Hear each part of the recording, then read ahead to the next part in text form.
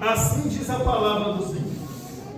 De sorte que, meus amados, assim como sempre obedecestes, não só na minha presença, mas muito mais agora na minha ausência, assim também operai a vossa salvação, com temor e tremor.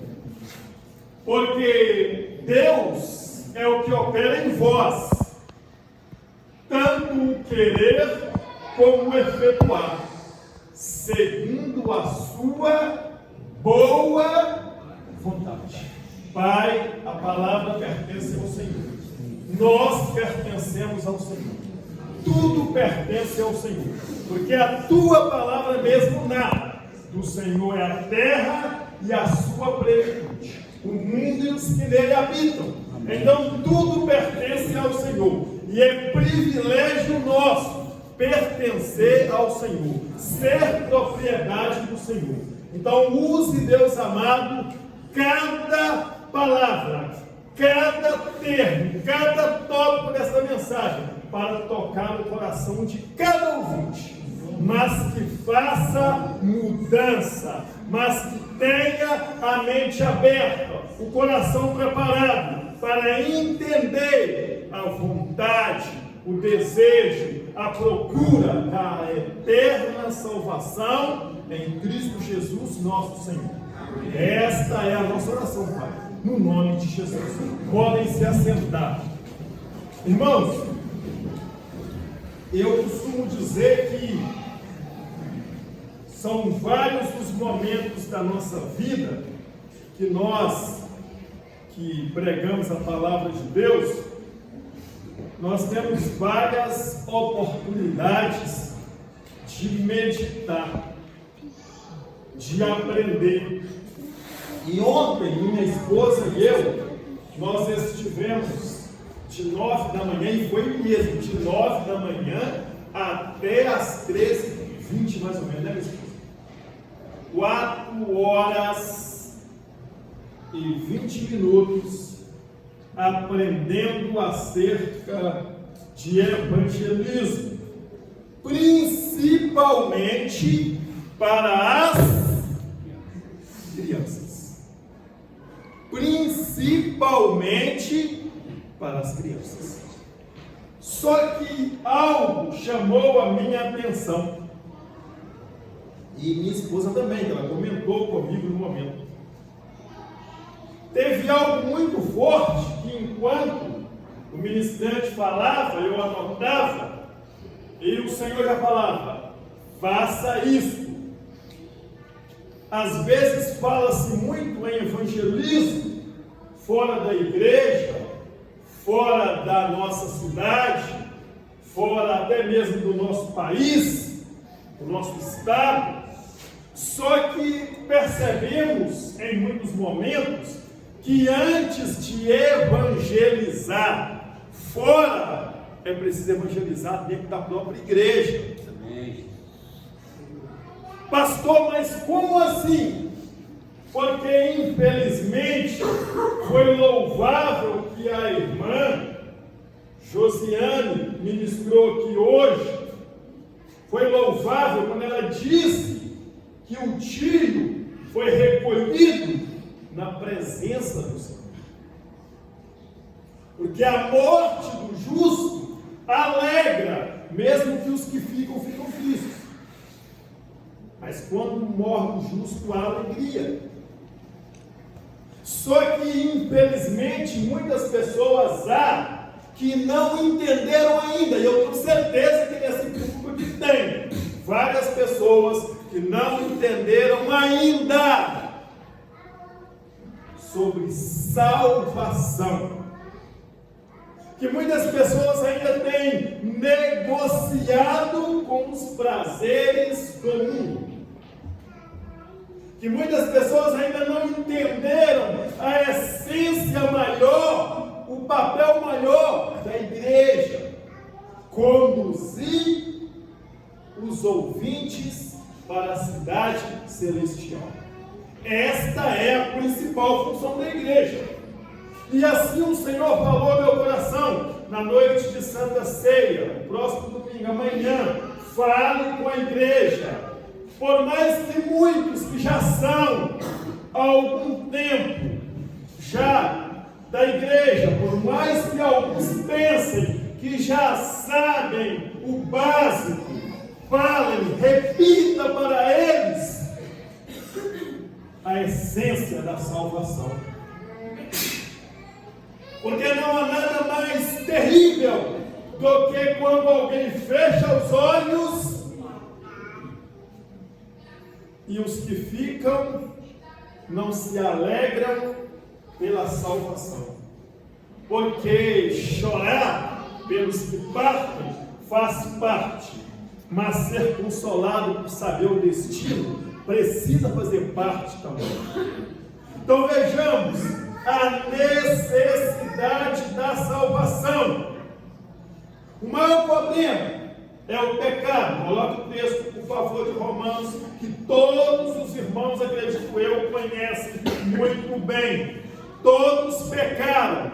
Como pecadores que somos, fracos que somos, limitados que somos, nós temos que reconhecer a necessidade de estar na presença, porque todos pecaram, todos. Eis o texto conhecido da igreja, porque todos pecaram e destituídos estão da glória de Deus. Mas o que é interessante, em meio a tudo isso, o que é interessante é que nós, enquanto pecadores que somos, fracos que somos, falhos que somos, nós precisamos entender que a presença de Deus, ela tem que estar o tempo todo, como sendo uma busca.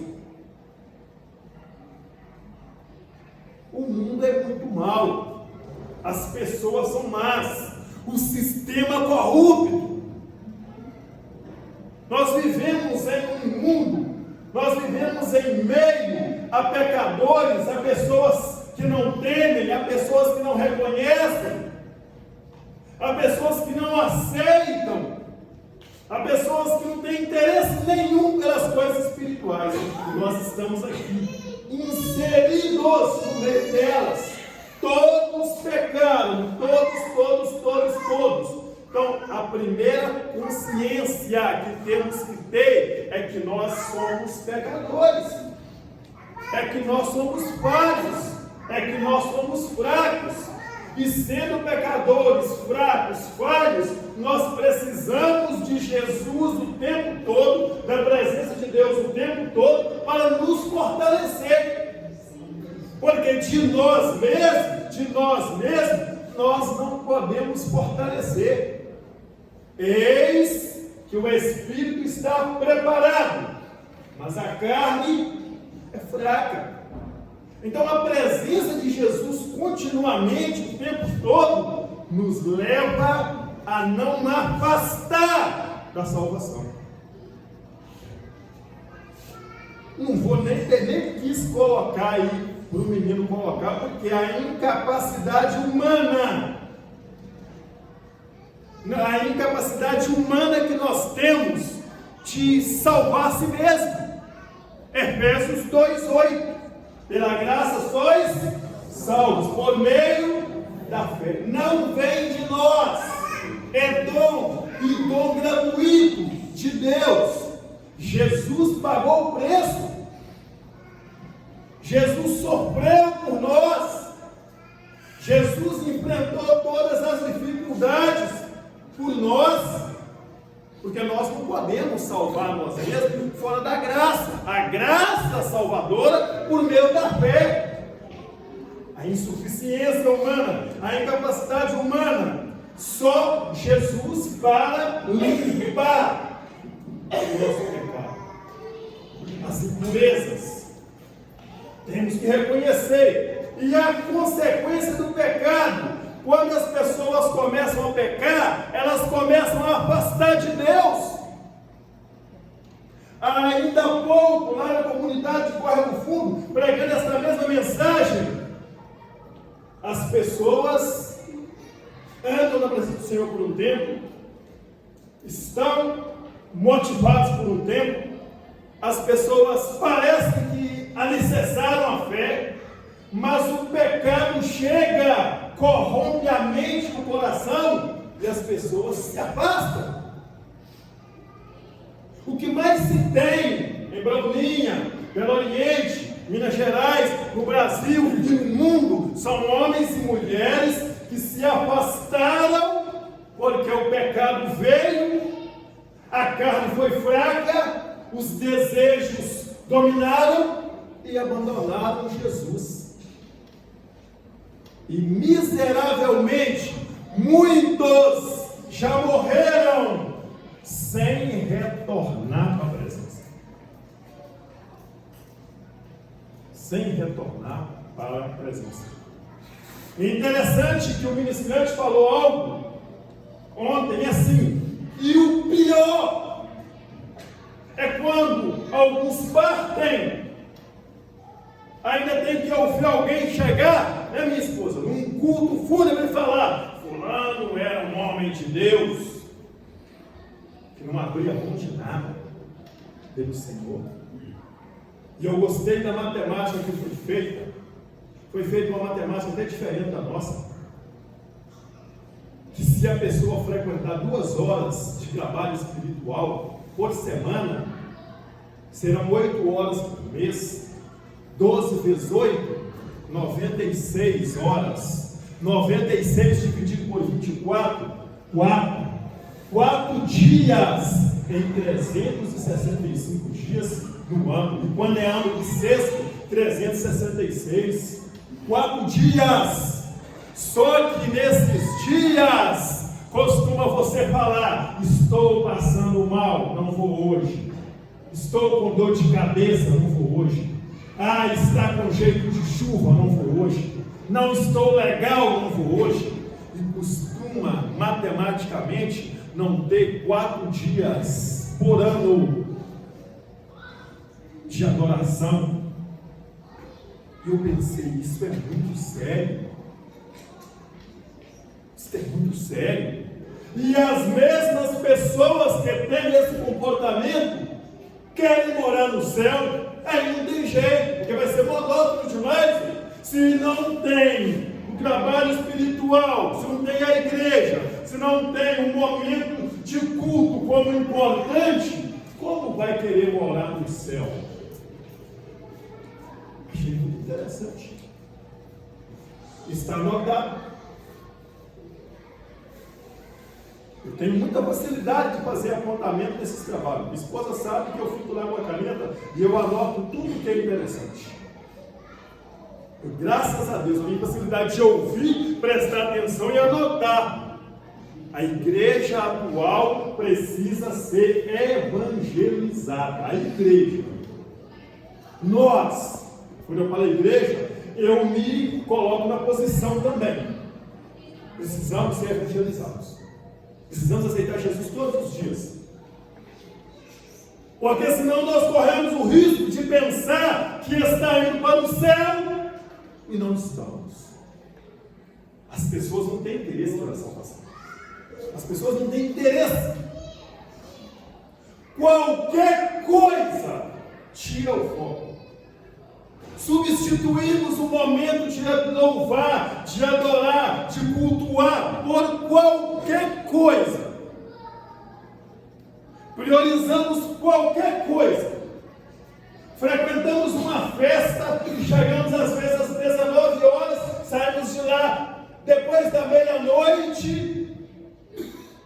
Só aí dá mais tempo do que o tempo que frequenta a igreja durante quase um ano todo.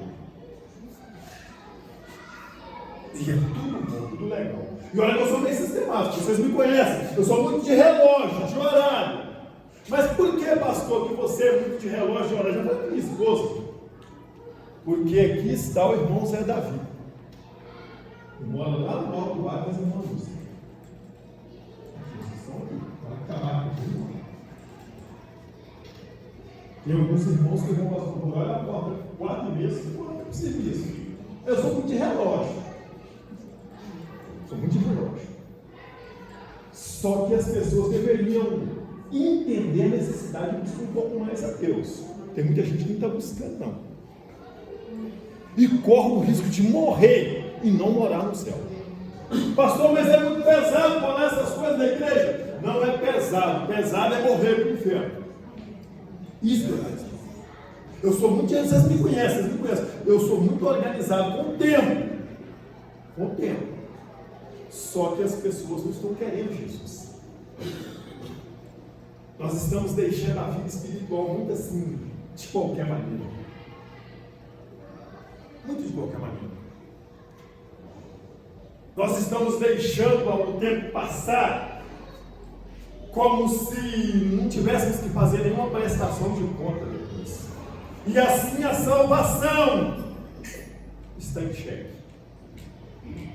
O meio da salvação que todos conhecem, a solução. Qual é a solução, pastor? Em meio à desordem do mundo, em meio à corrupção, em meio à imoralidade, em meio à prostituição da palavra, a prostituição física mesmo, o adultério da palavra, o adultério físico, em meio a essa desordem que há no mundo.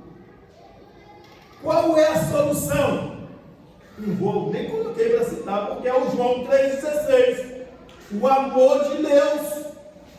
Porque Deus amou o mundo. Olha, amou o mundo de tal maneira. Deus amou as pessoas do mundo. Esse mundo aí somos nós, homens e mulheres. Deus amou as pessoas do mundo de tal maneira que mandou Jesus, o seu Filho, primeiro, único, unigênito, para que todo que crê nele, acreditar nele, viver segundo o ensinamento dele, não pereça, mas tenha vida eterna. Mas é necessário o amor nosso para com Deus. Nem olho viu, nem ouvido ouviu, nem chegou ao coração do homem o que Deus tem preparado para aqueles que o amam. Nós temos que amar a Deus. E algo que minha esposa sempre fala, que foi falado ontem, que antes de ensinar para as nossas crianças, antes de ensinar para qualquer coisa, nós temos que ensinar para elas a amar a Deus, a obedecer a palavra de Deus. Criança que ama a Deus, criança que obedece a palavra de Deus, vai obedecer os pais, vai obedecer o sistema lá na escola, vai obedecer as pessoas. Nós precisamos ensinar as pessoas a amar a Deus. E não só as crianças, os adultos, a amar a Deus. A ter interesse pelas coisas de Deus. A ter interesse pelas coisas espirituais. Precisamos ensinar. Abrir os olhos da igreja. Abrir os olhos da igreja. O amor de Deus enviou seu Filho, Salvador do mundo, Cordeiro de Deus, que veio para tirar o pecado do mundo, por meio do sacrifício de Jesus. Coloca aí agora Romanos 5, 6 a 10. O sacrifício de Jesus. Jesus pagou a conta que era nossa. Jesus sofreu o sofrimento nosso. E olha que sem nenhum pecado, sem nenhuma culpa, sem nenhum erro, ele pagou a conta do nosso lugar. E quando Sirimeu pegou aquela cruz e carregou até com certa facilidade,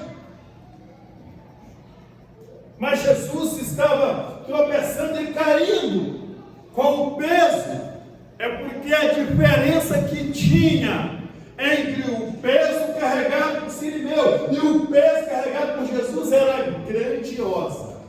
Sirimeu carregava a madeira e Jesus carregava os nossos pecados.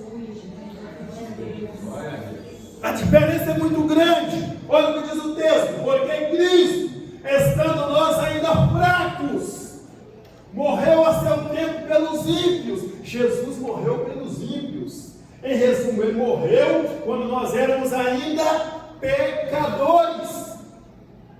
Aí o texto continua: porque apenas alguém morrerá por um justo.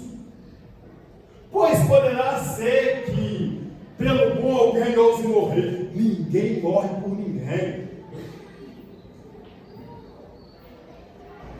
Ninguém. Vou fazer a mesma pergunta que foi feita. Quem aqui tem 10 amigos? Muito, né? Ninguém levantou a mão. Tem 10 amigos? 10? Tem alguém aí que tem 5 amigos? Você não gosta de contar segredo? As suas mazelas? 3 amigos?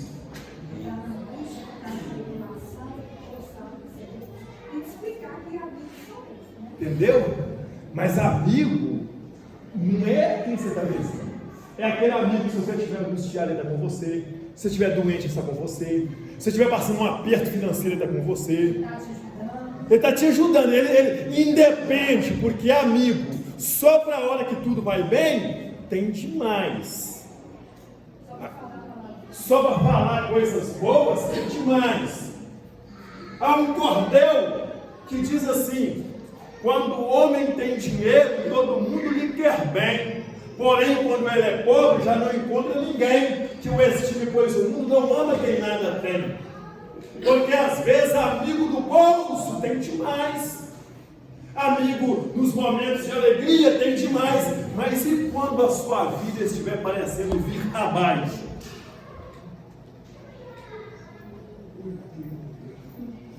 Mas mesmo sendo seu amigo chegado, a Bíblia fala que há amigos que são mais chegados que irmãos, mesmo sendo mais chegado, será que ele morreria por você? Ele entregaria a sua vida por você? Jesus fez isso. Ele morreu no nosso lugar. E aí nós fazemos de conta que somos crentes. Nós fazemos de conta. É um faz de conta. E o texto continua: mas Deus prova o seu amor para conosco. Deus, em que Cristo morreu por nós, sendo nós ainda pecadores. Olha que maravilha. Logo, muito mais agora, tendo sido justificados pelo seu sangue, seremos por ele salvos da ira. Por que temos direito à salvação por meio da graça? Porque Jesus já pagou o preço. A salvação é de graça para nós, mas não foi de graça para Jesus. Ele pagou um preço muito alto, preço de sangue. E o verso 10: porque se nós, sendo inimigos, fomos reconciliados com Deus pela morte de seu Filho, muito mais, tendo sido já reconciliados, seremos salvos pela sua vida. Ele morreu por nós. E se nós reconciliarmos com Ele, nós seremos salvos, porque Ele ressuscitou, vive, reina e já preparou um lugar para nós. Mas tem que querer Jesus. Tem que ter interesse por Jesus. Tem que ter interesse por Jesus. Qualquer atividade humana que nós fazemos supera em uma semana, em 2, 3 dias, o tempo que nós congregamos durante o mês. Eu fico nas escolas 8h30, contando com os recreios, todos os dias, de segunda a quinta. Eu fico 8h30 na escola. As nossas atividades humanas, elas superam um dia de serviço. Você trabalha 10 horas, né, Matheus? 10, 12 mais ou menos, né? Tem vezes que pega 5 da tarde, dá 3 da manhã, quando não tem BO, né? 5, 6, 10 horas. 10 horas por dia. E às vezes a pessoa não congrega 5 horas no mês. Morar no céu é muito bom. Nós sabemos que é bom morar no céu. Mas só que é preciso cumprir com alguns princípios. A igreja moderna não quer ouvir isso aqui. Já preguei um dia aqui. A pior coisa é quando você tem que pregar mensagens impopulares. Mas vocês vão ouvir, porque Deus colocou no meu coração que tem que evangelizar a igreja. A igreja tem que ser evangelizada. Exclusividade. Não existe nenhum outro caminho de morar no céu se não for Jesus. Ele mesmo disse, João 14,6, ele mesmo disse: eu sou o caminho, a verdade e a vida. Ninguém vai morar no céu a não ser por mim. Sem mim ninguém mora no céu. Mas coloca o texto, por favor, que está aí. Atos 4,12. Atos 4,12. Jesus é exclusividade. Não tem como morar no céu se não ser por meio de Jesus. E em nenhum outro há salvação. Porque também debaixo do céu nenhum outro nome há dado entre os homens pelo qual devamos ser salvos. Só Jesus salva. Se não quer Jesus, não vai ser salvo. Pronto, acabado. Quer Jesus? Salvação. Não quer Jesus? Condenação. Pastor, como que eu provo que eu quero Jesus? Obediência à palavra, justiça, bondade, amor ao próximo. Amor ao próximo. Minha esposa outro dia falou para mim assim: eu fui buscar alguém, aí minha esposa falou assim: você tem que ir lá, ué. Amor ao próximo. Às vezes você está ali deitadinho, né? Está de férias, né? Deitadinho no sofá vendo filme. Você tem que ir lá na rodoviária buscar, ué. Amor ao próximo. Ainda falou, né? E se fosse eu lá no monte de mala? Assim, não, eu vou. Porque nós falamos amor ao próximo, só que quando nós temos a oportunidade de amar, de provar que ama, provamos não. Nós não provamos que amamos não. É muito bonito falar que ama o próximo, mas é difícil colocar em prática quando você precisa provar que ama.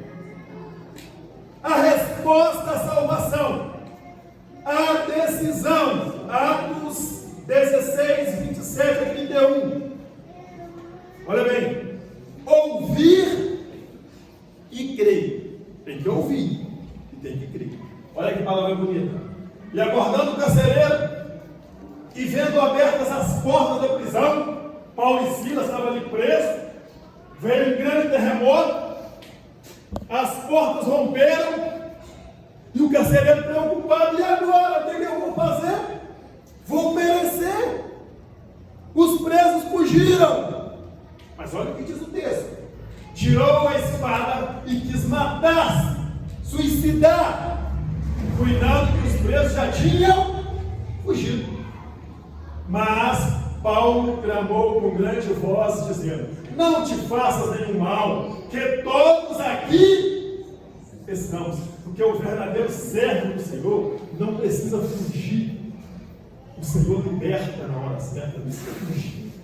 Aí continua o texto assim: e pedindo luz, saltou dentro ele, todo trêmulo, se prostrou ante Paulo e Silas. E tirando-os para fora, disse: senhores, que é necessário, olha que pergunta maravilhosa, que é necessário que eu faça para me salvar?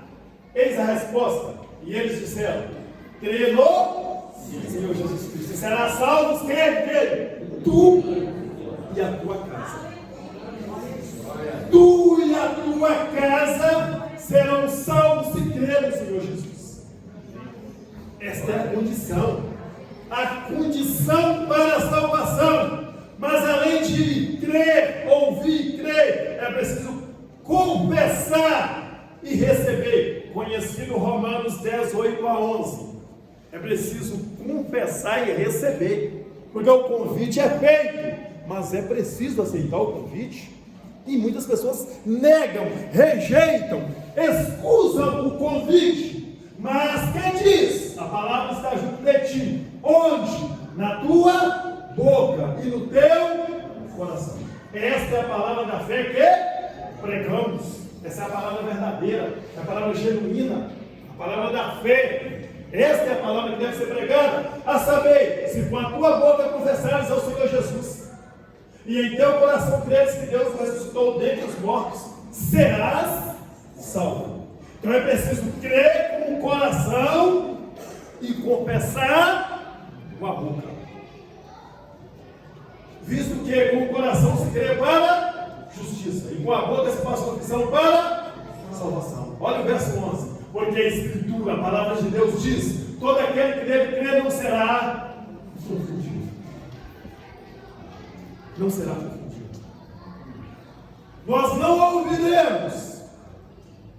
Se nós permanecermos na presença, nós não ouviremos: eu não vos conheço. Nós ouviremos: sejam bem-vindos, benditos e benditas no meu Pai. Esta é a palavra que nós vamos ouvir. Frase maravilhosa: sejam bem-vindos. Nós seremos chamados pelo nome. Entra Marlon, entra José, entra Éder, entra Marli, entra Melina, entra. Vai ser chamado pelo nome, sem ser confundido. Mas para isso é preciso crer em Jesus. É preciso crer em Jesus. E a palavra, fechamento da palavra diz assim: quem recebe a nova vida passa a viver de maneira a agradar a Deus todos os dias. Agradar a Deus todos os dias. Na nossa casa, no nosso serviço, no dia a dia, na vida social, em todos os lugares. Agradar a Deus todos os dias, com humildade, com honestidade. Porque toda esta mensagem está ligada a duas coisas. Primeiro, responsabilidade do cristão e ação de Deus. Duas coisas. Responsabilidade nossa, porque salvação é nós buscarmos ter responsabilidade espiritual. Fé em Deus e responsabilidade espiritual. Fugir do pecado, fugir do mal, não dar lugar ao diabo. E a ação de Deus. Deus vai agir na vida de cada um de nós. Amém. A salvação foi garantida por Jesus na cruz do Calvário e está disponível hoje para quem decidir aceitar. Ou seja, o aceitar ou não é uma decisão. A salvação é um convite urgente que pode mudar o destino eterno de qualquer pessoa. Ou seja, enquanto o aforro de vida foi pregado aqui, preguei no domingo, a um domingo aí anterior ao último. Enquanto o aforro de vida, nós temos o direito de escolher onde vamos passar a nossa eternidade, com Deus ou sem Deus. Só que como só tem homens e mulheres sadios, ativos, inteligentes e sábios aqui nesta noite, nós vamos escolher passar com Deus a nossa eternidade. Amém? Glória a Deus. E diante de tudo que Jesus fez, diante de todo o sacrifício, Ele nos deixou um memorial. O momento da Santa Ceia. Para que nós venhamos trazer a nossa memória, a nossa lembrança, que Ele pagou o preço, Ele morreu no nosso lugar, mas nós vamos lembrar como memorial que chegará o dia que nós vamos cear lá no céu com Ele. E eu creio que todos nós estaremos lá, ceando no céu. No grande dia das bodas do Cordeiro, o casamento do Cordeiro com a noiva, quando ele levar a noiva subir, e for o grande momento do banquete celestial, cada um de nós também há de estar lá participando da nossa. Todos, sem nenhuma exceção. Então, neste momento, agora eu convido os irmãos que vão cantar. Os irmãos que vão cantar e adorar e exaltar o nome do Senhor. Coloque o texto da ceia, por favor. Hoje nós vamos ler 1 Coríntios capítulo 11, versículos 23 a 29. 1 Coríntios 11,